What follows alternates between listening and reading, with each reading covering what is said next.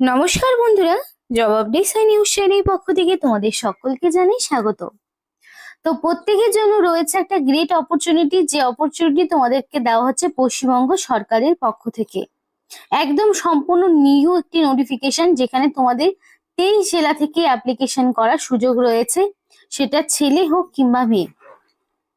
এবং তোমাদের বলে রাখতে চাই যে এখানে কিন্তু তোমাদের যে সরকারি গ্রামীণ যে স্কুল রয়েছে, শিশু শিক্ষা যে স্কুলগুলো রয়েছে, সেইখানে তোমাদেরকে নিয়োগ করা হচ্ছে, যেখানে তোমাদের কোনো রকমের ডিএলএড এর প্রয়োজন হচ্ছে না।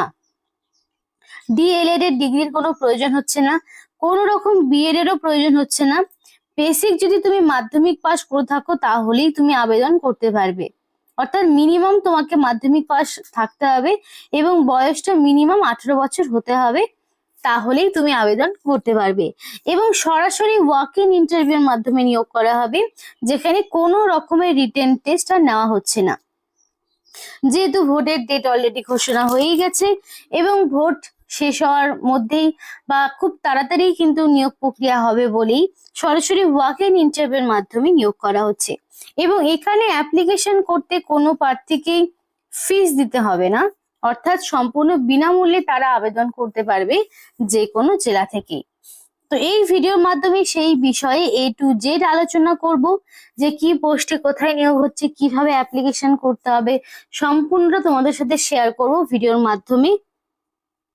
কিন্তু ডিটেলস বলার আগে তোমাদের প্রত্যেকের কাছে একটাই রিকোয়েস্ট জানাবো, যে যারা এখনো আমাদের এই চ্যানেলটিকে সাবস্ক্রাইব করোনি তারা ঝটপট চ্যানেলটিকে সাবস্ক্রাইব করে পাশে থাকা বেল আইকনটি ক্লিক করে দিও, যাতে করে পরবর্তী সমস্ত ইনফরমেশন পেয়ে যেতে পারো।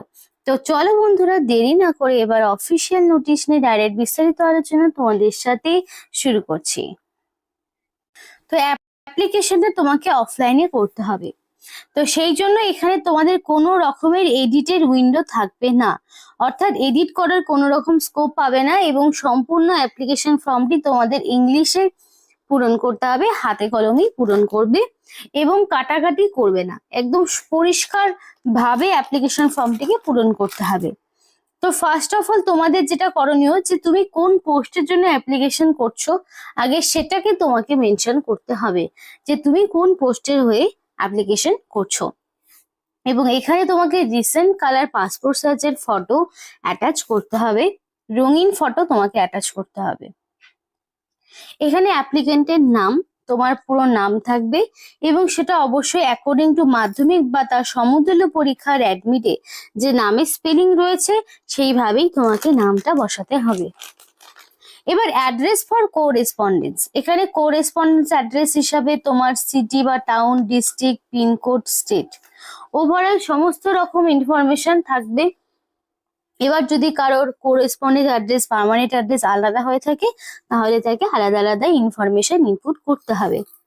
এবার বন্ধুরা, তোমাদের একটা বিষয় বলতে চাই, এমন তোমরা অনেকেই রয়েছে যারা এখনো পর্যন্ত নিজস্ব ডিস্ট্রিক্টের কোনো রকমের ইনফরমেশন পাওনি। তাই তারা অবশ্যই তাদের ডিস্ট্রিক্টের নাম আমাদেরকে কমেন্ট করে জানাও। যদি তোমরা নিজস্ব লোকেশনে যে কোনো রকম যদি সরকারি স্কুলে যদি কোনো কাজ করতে ইচ্ছুক থাকো, সরকারি স্কুলে কোনো চাকরি করতে ইচ্ছুক থাকো, মাধ্যমিক উচ্চ মাধ্যমিক কোয়ালিফিকেশনে, এবং সেই ভ্যাকেন্সি ডিটেলস যদি তোমাদের জানতে হয়, তাহলে অবশ্যই আমাদেরকে ডিস্ট্রিক্টের নাম কমেন্ট করো। কারণ ভোট পেরিয়ে গেলেই কিন্তু রিক্রুটমেন্ট প্রসেস অনেকটাই থেমে যাবে, তাই যা হওয়ার কিন্তু এখনই হবে। তাই যারা ধরো এখনো নিজস্ব জেলার কোনো রকম ইনফরমেশন পাওনি, তারা ঝটপট তাদের জেলার নাম আমাদেরকে জানাও।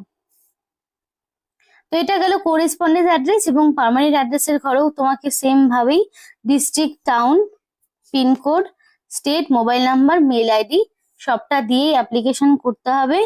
এবং ফাদার্স নেম, হাজবেন্ডের নাম দিতে হবে। ও সরি, এখানে মোবাইল নাম্বার, মেল আইডিটা অবশ্যই দিতে হবে, কারণ ভ্যালিড ফোন নাম্বার দেবে, যাতে করে সিলেকশন প্রসেসের সমস্ত রকম ইনফরমেশন পেয়ে যেতে পারো।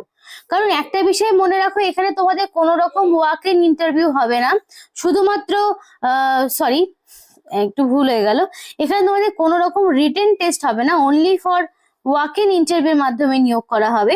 তাই তোমাদের সমস্ত ক্যান্ডিডেটকে কিন্তু নয়, শুধুমাত্র যাদের নাম শর্ট লিস্টেড হবে শুধু সেই ব্যক্তিকেই ইন্টারভিউর জন্য ডাকা হবে। এবং ইন্টারভিউ চলার পর তোমাদের যে ফাইনাল মেরিট লিস্ট, তো এই সমস্ত লিস্টের ইনফরমেশন তোমরা কিন্তু তোমাদের ভ্যালিড ফোন নাম্বার এবং মেল আইডির মাধ্যমেই জানতে পারবে। তাই অবশ্যই অ্যাপ্লিকেশন করতে তোমাদের অ্যাক্টিভ মেল আইডি এবং ফোন নাম্বারটাই দেওয়ার চেষ্টা করবে। তারপর তোমার ফাদার্স নেম বা হাজব্যান্ডের নাম। তো ফাদার্স নেম বা হাজব্যান্ডের নাম হিসাবে তুমি হচ্ছে বর্তমানে যিনি তোমার গার্জেন রয়েছেন, কারণ যেহেতু ছেলে মেয়ে প্রত্যেকে আবেদন করতে পারবে, মেল ফিমেল প্রত্যেকে আবেদন করতে পারবে, তো সেই অনুযায়ী তোমরা তোমাদের বর্তমান যিনি গার্জেন রয়েছেন তার নাম তোমাকে বসাতে হবে। তারপরে gender male female both, date of birth according to মাধ্যমিক বা তার সমতুল্য পরীক্ষার অ্যাডমিটে যে ডেট অফ বার্থ রয়েছে সেই ডেট অফ বার্থটাই তোমাকে বসাতে হবে। এবং 1-2-2026 অনুযায়ী কত বছর, কত মাস, কত দিন হচ্ছে সেটাকেও তোমাকে মেনশন করতে হবে। ন্যাশনালিটি অবশ্যই ইন্ডিয়ান হতে হবে। রিলিজিয়ান যে কোনো হতে পারে। এবং এখানে তোমাকে আধার কার্ডের নাম্বারটা ইনপুট করতে হবে, এবং আধার কার্ডের নাম্বারটা ঢোকার সময় একদমই ভুল করবে না। এবার এডুকেশনাল কোয়ালিফিকেশনের ডিটেলস। তো ফার্স্টেই থাকবে মাধ্যমিক পাশের ইনফরমেশন, বোর্ডের নাম, year of passing, total marks of 10%। তারপরে থাকবে উচ্চ মাধ্যমিকের ইনফরমেশন, বোর্ডের নাম, year of passing, total marks of 10%। তারপরে থাকবে গ্রাজুয়েশনের সমস্ত রকম ইনফরমেশন। এইভাবে এক এক করে হওয়ার পরে এক্সপিরিয়েন্স যদি কিছু থাকে দিতে পারো, যদি না থাকে তাহলে দেওয়ার প্রয়োজন নেই। তাহলে এই জায়গাগুলোকে ফাঁকাই রেখে দেবে, ক্রস দেওয়ার প্রয়োজন নেই, ফাঁকাই রেখে দেবে। এরপরে থাকছে সিগনেচার।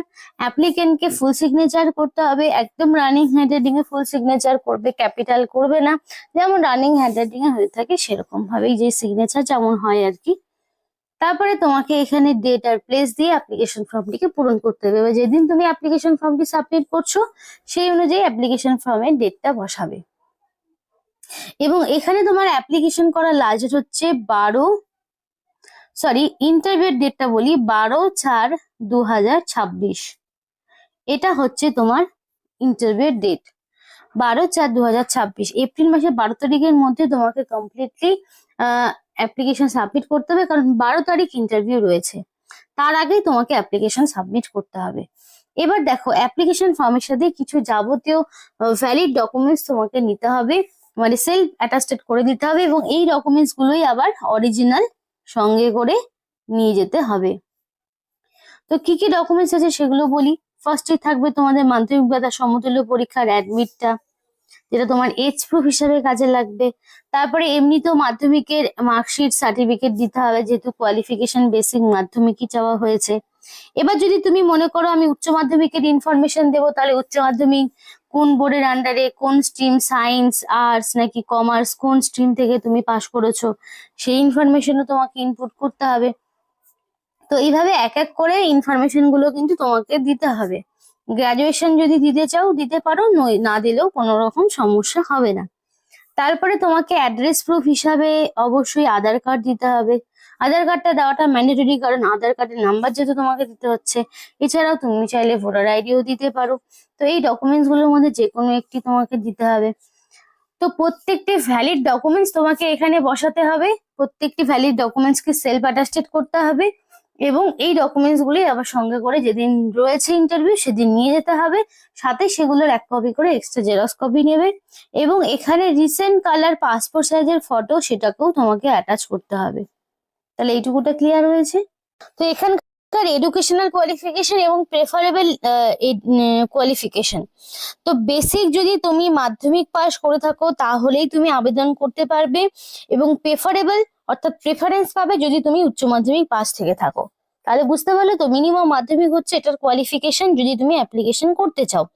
যদি তুমি উচ্চ মাধ্যমিক দেখো তাহলে তুমি এক্সট্রা প্রেফারেন্স পাবে, সেটা পরিষ্কার বলে দিয়েছে।